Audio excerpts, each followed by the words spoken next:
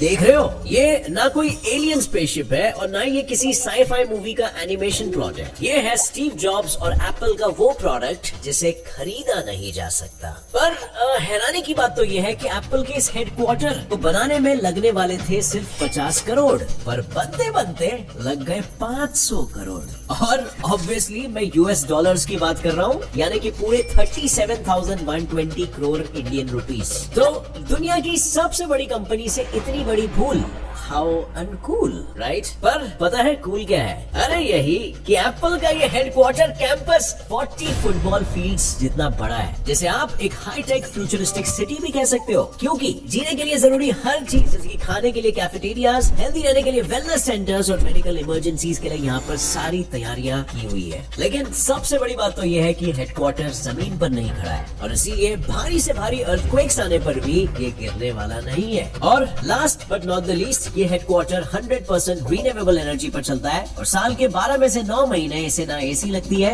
ना ही कोई हीटर। पर आखिर कैसे? सो फ्रेंड्स, आज की इस वीडियो में हम दुनिया की सबसे एक्सपेंसिव बिल्डिंग्स के इन सारे सवालों के जवाब ढूंढ कर निकालेंगे in our today's video titled inside the 5 billion Apple headquarters.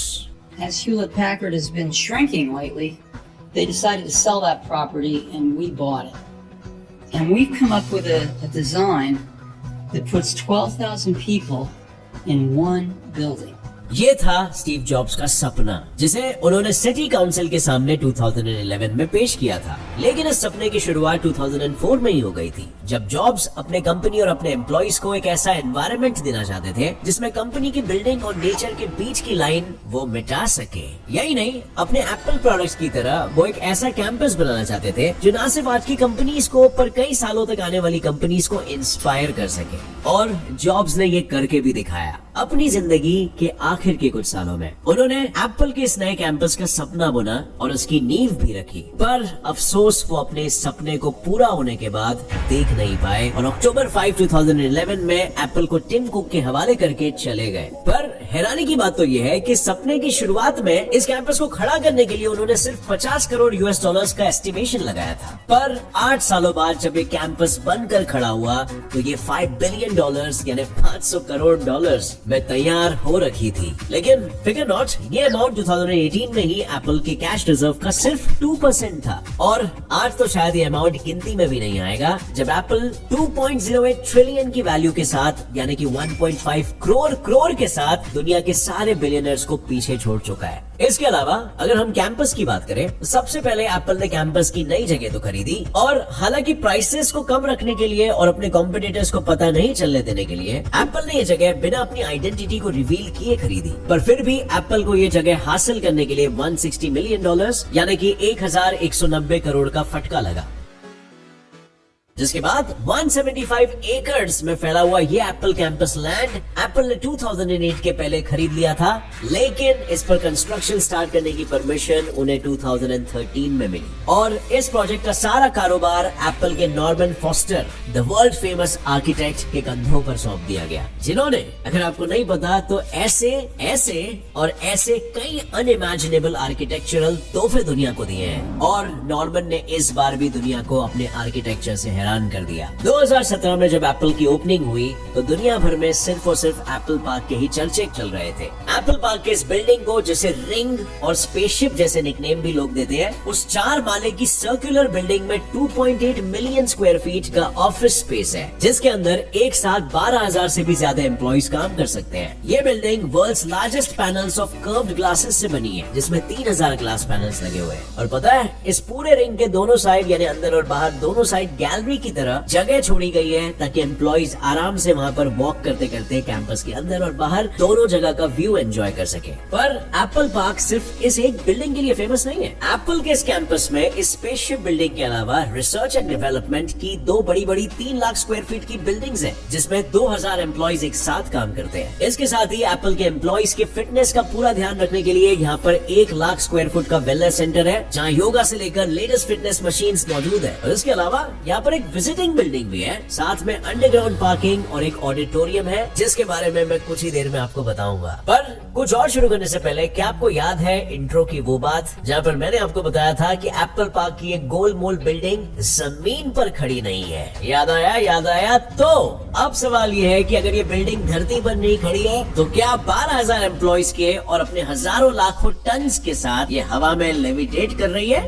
Well, अभी तक ये टेक्नोलॉजी एप्पल के हाथ नहीं लगी है, बट ये बिल्डिंग बनाई गई है बेस आइसोलेशन टेक्नोलॉजी से। यानी कि ये बिल्डिंग 692 स्टेनलेस स्टील के प्लेट्स पर खड़ी है जो कुछ इस तरह से काम करते हैं, जहाँ बिल्डिंग का स्ट्रक्चर इन स्टेनलेस प्लेट्स पर सीधा खड़ा रहता है और अर्थक्वेक जैसे डिजास्टर के टाइम पर यही बिल्डिंग 4 फीट तक बिना किसी नुकसान के हर डायरेक्शन में मूव कर पाती है। यही नहीं, ये टेक्नोलॉजी इतनी जबरदस्त है कि 8+ तक के मैग्नीट्यूड के झटकों को भी आसानी से झेल सकती है। और एप्पल के इस $5 बिलियन के प्रोजेक्ट को सही सलामत रखने के लिए स्टीव जॉब्स ने खुद इसे चुना था, जो कैलिफोर्निया के भूकंपों से अपने वर्क प्लेस को बचाना चाहते थे। और साथ साथ स्टीव जॉब्स जापान की इस टेक्नोलॉजी से काफी प्रेरित भी थे। पर ये टेक्नोलॉजी सिर्फ एप्पल पार्क की इस मेन बिल्डिंग में ही नहीं, पर एप्पल के ऑडिटोरियम, जिसे स्टीव जॉब्स थिएटर भी कहा करते थे, उसमें भी लगाई गई है, जिसके चर्चे सुनकर बाय द वे आप हक्के बक्के रह जाओगे, क्योंकि बिना पिलर के हवा में खड़ी दिखने वाली इस 155 फुट मेटालिक कार्बन फाइबर की छत वाली बिल्डिंग में एक साथ 1000 से भी ज्यादा लोग बैठ सकते हैं, और फिर भी ये जगह पूरी की पूरी खाली रहेगी। वेल,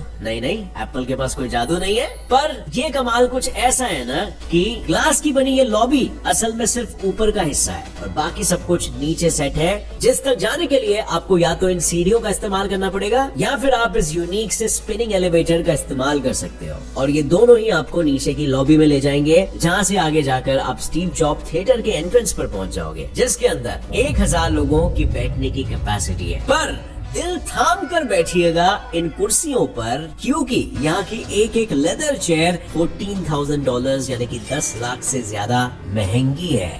पर सिर्फ यही एक एक्सपेंसिव चीज नहीं है, एप्पल पार्क की हर चीज को बहुत ही सोच समझकर एप्पल के लिए कस्टमाइज किया गया है, और फिर वो चाहे कर्व्ड ग्लास हो, यहाँ के डोर हैंडल्स हो, या फिर पिज्जा रखने के लिए पिज्जा बॉक्सेस हो। यस, सही सुना आपने, एप्पल के पास खुद का अपना पिज्जा बॉक्स है। पर क्या आपको पता है एप्पल पार्क की सबसे बड़ी खासियत क्या है? वेल, इसका जवाब इसके नाम में ही छुपा है। That's right, it's the park of Apple park. मतलब दुनिया की one of the best work place facilities होने के साथ इस पूरे कैंपस का 80% हिस्सा बस हरियाली से भरा हुआ है। यहाँ कुल मिला के 9000 पेड़ लगे हुए हैं, जिनमें apricots, olive, cherry, plum end of course Apple जैसे और भी कई पेड़ शामिल है, और जिन्हें एप्पल रिसाइकल वाटर की मदद से पानी पहुँचाता है। और एप्पल के कैंपस में इतने पेड़ लगने के पीछे का रीजन ये था कि एप्पल सिर्फ अपने एम्प्लॉइज से काम ही नहीं कराना चाहता था, और साथ ही एप्पल उनके और सोसाइटी के लिए एक नेचर फ्रेंडली एटमोस्फियर रखने का एग्जाम्पल सेट करना चाहता था, ताकि लोग नेचर की वैल्यू समझ सके। अब फ्रेंड्स, वैसे तो मैं इस एप्पल पार्क की तारीफ कर करके थक जाऊंगा, बट सबसे इंटरेस्टिंग फीचर जो मुझे लगता है वो है कि ये 100% रिन्यूएबल एनर्जी को यूज करता है। एप्पल के स्पेसशिप रिंग के ऊपर लगे हुए हैं 17 मेगावाट वाले सोलर पैनल्स, जिनसे इस पूरे कैंपस को इलेक्ट्रिसिटी प्रोवाइड की जाती है। और आपको ये जानकर हैरानी होगी, सिर्फ ये बिल्डिंग्स ही नहीं, एप्पल अपने प्रोडक्शन और स्टोर्स को भी 100% रिन्यूएबल एनर्जी की तरफ लेकर बढ़ रहा है। और एप्पल के 100% रिन्यूएबल एनर्जी प्रोड्यूस और यूज करने के प्रण को एक और एक चीज बहुत मदद करती है, और वो है एप्पल के बिल्डिंग्स का नेचुरल वेंटिलेशन सिस्टम।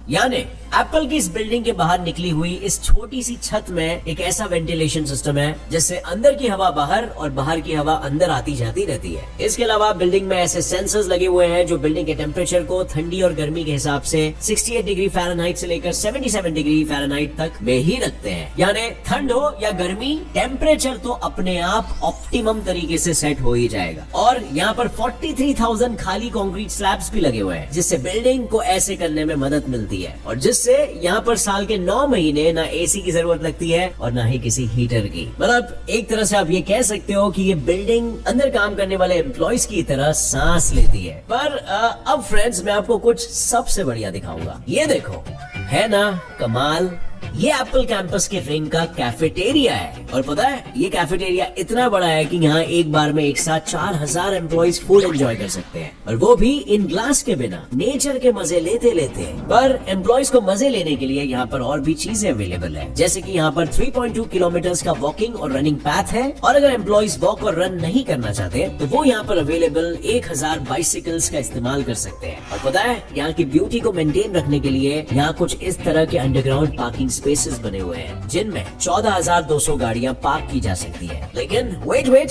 सिर्फ यही नहीं, जैसे कि मैंने आपको इंट्रो में बताया था, ये एम्प्लॉइज का हाल और चाल रखने के लिए 2 माले वाला योगा सेंटर और साथ ही 1 लाख स्क्वायर फीट का फिटनेस सेंटर भी है। इसके अलावा इस कैंपस की सुंदरता में 4 चांद लगाने के लिए इस कैंपस के बीचों बीच ये इंद्रधनुष जैसा दिखने वाला स्टेज है, जिसकी जरूरत एप्पल को कॉन्फ्रेंसेस और स्टेज इवेंट्स करने के लिए लगती है। और फ्रेंड्स, अगर आप ध्यान से देखोगे ना तो आपको नजर आएगा कि इस इंद्रधनुष में कलर्स को बिल्कुल उसी तरह यूज किया गया है जिस तरीके से एप्पल के पुराने लोगो में था। बट एनीवे, अब मैं आपका परिचय कराता हूँ उस बिल्डिंग से जो इस कैंपस की इकलौती ऐसी बिल्डिंग है जिसमें आप बिना किसी पास के एंट्री ले सकते हो। जी हाँ, ये है एप्पल का विजिटिंग सेंटर। यहाँ एंटर करते ही आपको एप्पल के पूरे कैंपस का एक ऑगमेंटेड रियलिटी वर्जन देखने को मिलेगा, जिसे आप आसानी से अपने आईपैड पर देख सकते हो। और इसके साथ ही यहाँ पर आपको 10,000 स्क्वायर फीट का वो एरिया भी मिलेगा जहाँ से आप एप्पल के लेटेस्ट प्रोडक्ट्स और मर्चेंडाइजेस को देख सकते हो और परचेज भी कर सकते हो। पर अगर ऐसा करते करते आपको भूख लग जाती है तो वरी नॉट, यहाँ आपके लिए एक कैफेटेरिया भी मौजूद है और यहाँ पर 1916 में बना हुआ एक बांध भी है। और हालांकि एप्पल इसे हटाना चाहता था, पर इसके हिस्टोरिकल साइट डिक्लेयर होने के बाद एप्पल इसे मेंटेनेंस टूल्स और बाकी लैंडस्केपिंग मटेरियल रखने के लिए यूज करता है। मतलब अब समझ लो, जैसे मैंने कहा था, ये कैंपस एक वर्क प्लेस ही नहीं है बल्कि अपने आप में एक पूरा शहर ही है, एप्पल सिटी। सो फ्रेंड्स, अब मुझे बताओ नीचे कमेंट में, आपको क्या लगता है एप्पल ने जो मिस कैलकुलेशन किया था और इस कैंपस का बजट 10 गुना बढ़ा दिया था, क्या वो करना जायज था और क्या वो वर्थ इट लगा आपको? और ये भी बताओ, क्या आप भी ऐसे एनवायरनमेंट में काम करना चाहोगे जो ना सिर्फ आपके फूड का बट आपके फिटनेस का भी ध्यान रखता है, आपके माइंड को वर्क प्लेस के स्ट्रेसफुल एनवायरनमेंट में भी नेचर के डोज से फ्रेश करना चाहता है और आपको फ्यूचर टेक्नोलॉजीज का भी डोज दे रहा है? सो फ्रेंड्स, इस वीडियो से कुछ भी नया जानने के लिए मिला तो एक लाइक जरूर ठोकना। मेरे चैनल गेट्स अप्लाई फैक्ट्स को भी सब्सक्राइब कर लो और नोटिफिकेशन बेल ऑन कर लेना ताकि आगे आने वाली ऐसे इंटरेस्टिंग और इन्फॉर्मेटिव वीडियोस आप कभी भी मिस ना कर सको। As always friends, stay curious, keep learning and keep growing. जय हिंद।